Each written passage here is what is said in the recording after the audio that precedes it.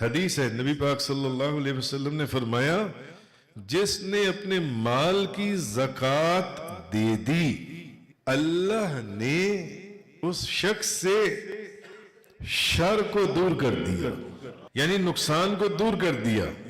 और सुनन अबू दाऊद शरीफ की हदीस है, नबी पाक सल्लल्लाहु अलैहि वसल्लम ने फरमाया, ज़कात देकर अपने मालों को मजबूत किलों में महफूज कर लो।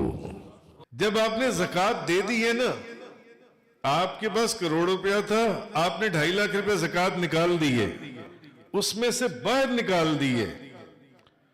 अब ये जो 97,50,000 रुपया पीछे है, नबी करीम सल्लल्लाहु अलैहि वसल्लम की हदीस है, ये अल्लाह के मजबूत किलों के अंदर ये महफूज कर दिया जाता है।